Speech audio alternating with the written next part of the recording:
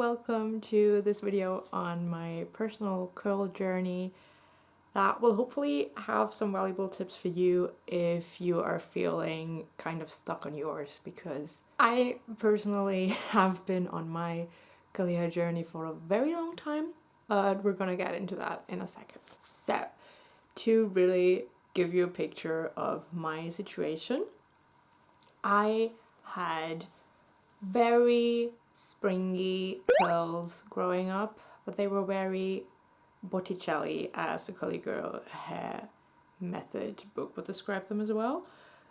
They did sometimes just look kind of fake, kind of as if they'd been done by a curling iron, but I promise you they were all natural. Then eventually, with age, sometime during elementary school, they just kind of grew out because my hair grew very long, and I'm pretty sure they just couldn't handle the weight because I have a very light curl time. So when I was a teen, they were kind of lost. I went through a lot of phases of dyeing my hair, bleaching it, coloring it different colors, but eventually I grew a little tired of that and I felt like maybe it's time to actually have a look at my natural hair color again. And in order to keep myself from the temptation of just going back to my hair bleaching addiction, I also decided it was time to focus on an entirely different goal, which, you know, had been a dream that had always kind of been inside me, but it felt very unattainable. And that was getting my curls back to how they were when I was a kid. Now, as of today, this isn't precisely the hair I had as a child, but there are always some curls that are actually going there again, kind of like these. I must also say today is actually not the very best day for me to be filming this video because this is day 3 curly hair, but the fact that this is day 3 and my hair is still curly wavy is honestly also a really big win. I'm pretty sure I started like a serious curly hair journey probably about 5 years from now, maybe longer. I'm gonna have to check back on that and clarify. At points it was kind of on and off because I didn't really get the results I wanted, and that was really discouraging. So, you know, then I would get kind of lazy, kind of sloppy. Now I think we've actually reached a point where I can very comfortably say that it's been a success and it just keeps improving pretty much every day. But yeah, it's been a really long road to that, and hopefully this video might help you cut yours a little shorter than mine. The first reason why you might be struggling on your curly hair journey is that you're using the wrong type of products for your hair. Now the thing is, the majority of curly hair girls who actually make curl content seem to have high porosity hair. You've got to figure out what your hair porosity is. You can have high, medium or low porosity. I personally have low porosity, meaning that my hair will not soak up products the way high porosity girlies' hair will. Because of that, all of those heavy moisturizing treatment that you keep, you know, being recommended in all of these curly hair care videos, if your hair is low porosity, they will just sit on top of your hair and they will just weigh it down and it will actually curl up less.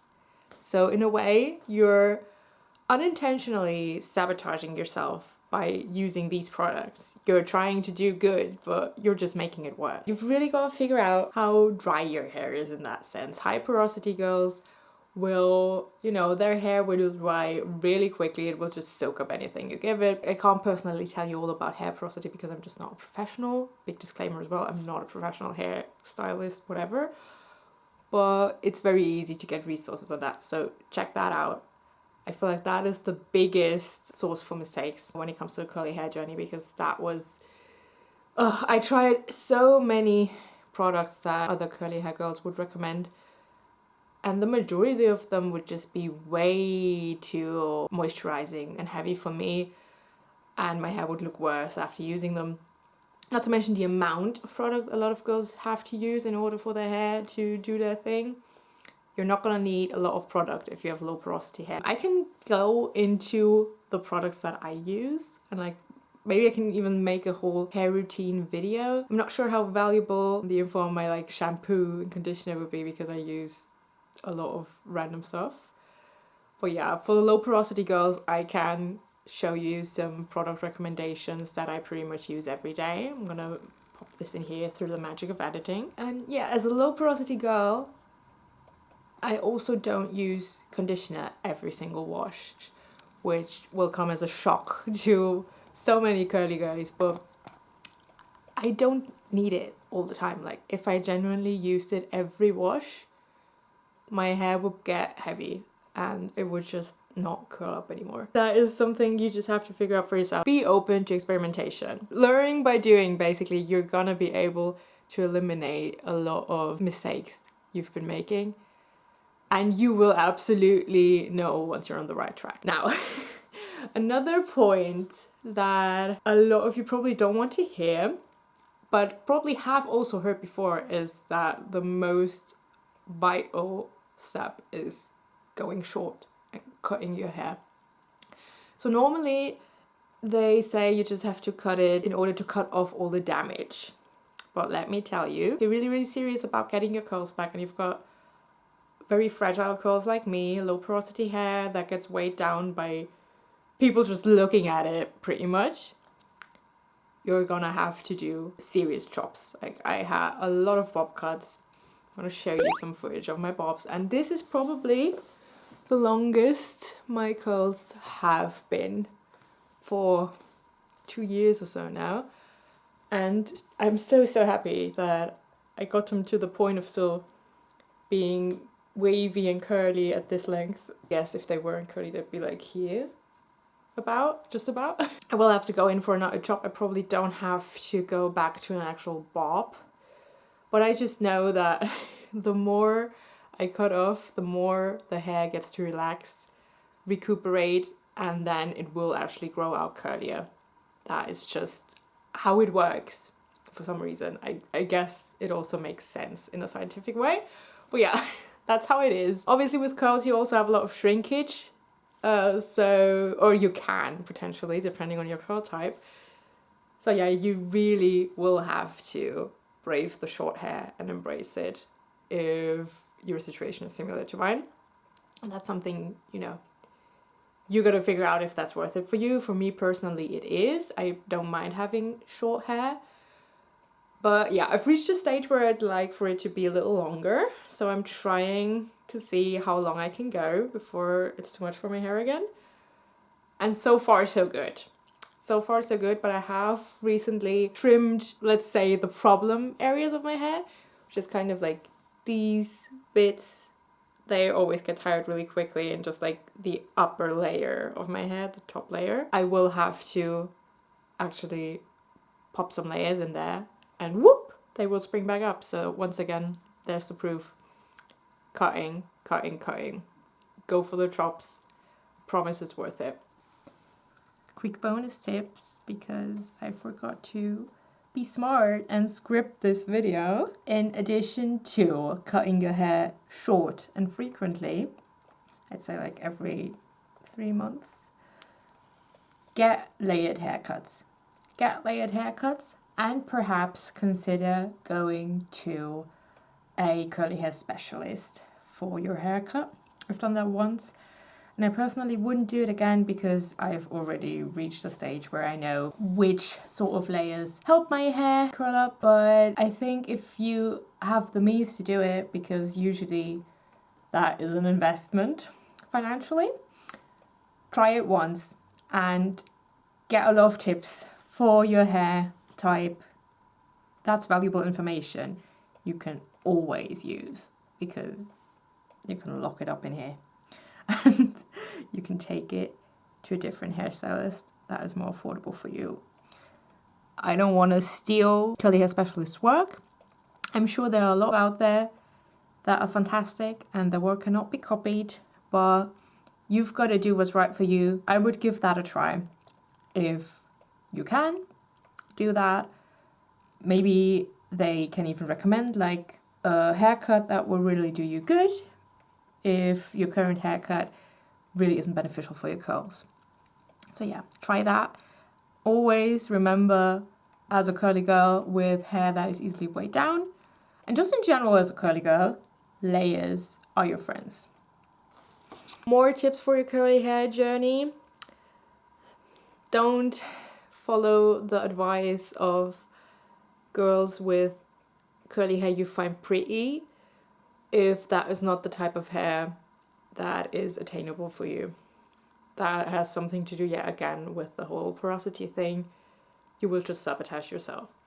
Obviously it's nice to have goals, but they have to be realistic. And it can be quite hard to find someone with your actual curl type. But yeah, I would always recommend, if you had curly hair as a child, study that and try to find someone whose hair looks like that. It's gonna take you some time if you're unlucky, but it's gonna pay off. The infamous curly girl method. You do not have to follow it to a T, but what I would really recommend is to look into the actual book. If you just get the gist of the method from others, YouTubers, influencers, whatever, you're not going to be able to identify what works for you. I've read the book, and through that I figured out that my hair type is more of the Botticelli curl. And the Curly Girl Method book does state that a lot of the curly girl rules do not apply to these curls because they're weighed down too easily. Like, for example, a big thing for the method is to co-wash instead of constantly using shampoo, so like to use conditioner. If I do that, my hair looks like a crow's nest. It looks absolutely horrible. It looks worse than it did before I washed it. And that's because I should absolutely not do that with my curl type. But no one's going to tell you that unless they have that specific curl type. So get the book. I think it's quite cheap to get as like an ebook or something at this point. Or, you know, I'm sure you can figure out a way to get it. And look for the type of curl you have. Take those tips, try them out. It's gonna be better for you. Also, obviously, just like your porosity, figure out what kind of curl type you have now. You know, 2C, 3A, 4C. I mean, if you have 4C, I'm pretty sure you know, you're aware of that. Figure out your actual curl type and look for products specifically designed for those curl types. A lot of curly products will not state what specific curl type they are for, but some will. So those are obviously very good products to start with if you've been feeling like the products you have don't really work for you. I guess also just figure out the best way for your hair to dry. For me personally, I've had to diffuse for a very long time in order for my curls to stay at all. By now I think I could air dry without an issue because I do that when I refresh. But if I diffuse, there's going to be more shrinkage, and I personally prefer tighter curls. But yeah, figure out the right way to diffuse. I did get a curly haircut. I've since switched up my diffusing routine a little bit. And if you're interested in that, I can show you. That's no problem. And also don't feel weird if your hair looks absolutely crazy after diffusing. Because full disclosure, I am the type of girl who washes her hair at night because, you know, low porosity is going to take a long time for me to actually get it to dry fully. And it always dries a bit crazy right after diffusing. But that's fine because my method is leave it as it is, obviously leave the gel cast on and sleep. And then in the morning, I'll just have to refresh a couple of strands and that's it. Also really vital if you're still struggling with your curl hold. If you wake up and your curls just look bad in the morning, figure out how you can refresh them in the best and most efficient way possible. For me, for most days, it literally is just spray them with water and that's gonna be fine. And I think for a lot of low porosity girls, it's going to be the same because adding many more products on top will not do us any good. It will just weigh our hair down and make it look weird. Maybe just try, if you've never managed a decent curl refresh before, just try to spray water in there and see what happens. And if that's not enough for you, a little bit of leave-in conditioner, but like wet it first and then add the leave-in conditioner so it soaks in more. A lot of people like to break apart the gel cast with oil. With low porosity hair, the oil can get too much really quickly.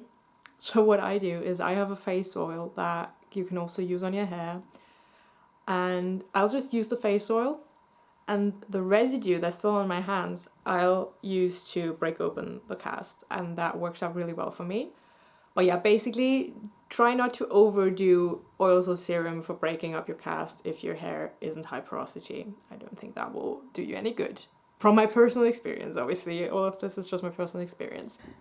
Can you tell I'm still really bad at sit-down videos, because here I am again with another point. So, if your curls don't last the night, let me tell you, this gets better in time. This simply gets better in time. It's also easier for them to last if you have low porosity hair once your hair is longer, I feel, because you will not be able to put it up in short styles, obviously. But here's the thing. A big tip that you will always hear about is getting a silk cap in order to preserve your hairstyle.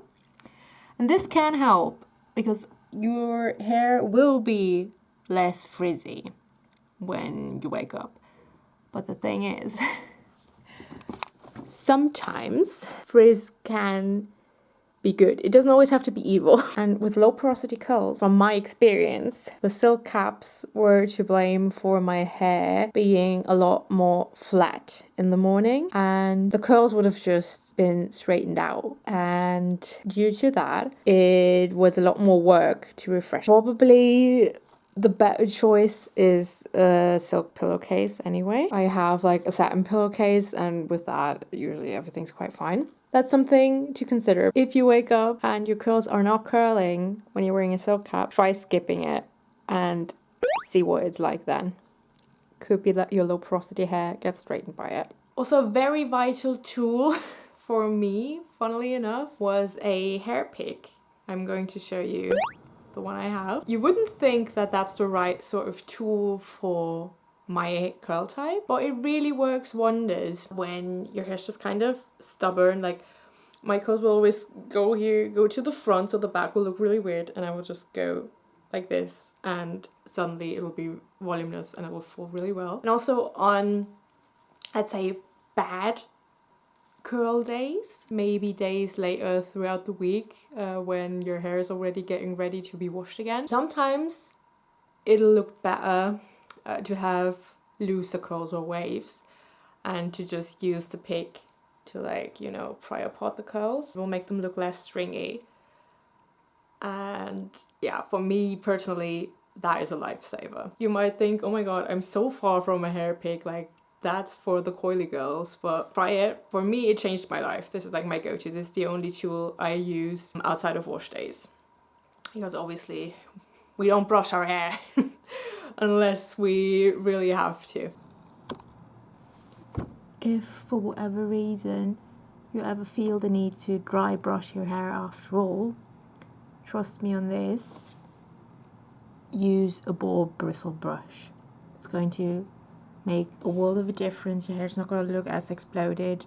It's not going to be as frizzy. If you're a low porosity girl, you can probably get away with brushing through it once anyway. I've just had to do it because my hair was feeling really strange. And I think I'm afraid it's for the best.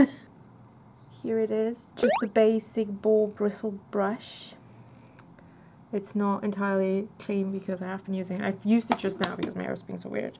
And sometimes it is just better to go for a weird curly look if you want to make your hair last a little longer prior to the next wash day. Sometimes you've got to bite a bullet, and in that case, do that and just look weird for a day, because like, I'm pretty sure this will recover overnight with another refresh. It'll look quite okay. Yeah, it's gonna be fine. Like I said, if you're interested in any of my products, routines, other tips, I can do that. Just let me know in the comments. I'm happy to show you how I actually, I don't know, style my hair, refresh it, give some product recommendations. I could probably even do some for other porosity hair types, simply because I've tried so many products over the years, and by now I can definitely tell which ones will be useful for who. Yeah, and that's it. Yeah, thank you so much for watching. I hope this was of use to you. If so, I'd really appreciate a like or maybe even a little subscription. Yeah, hope to see you again on this channel. Bye!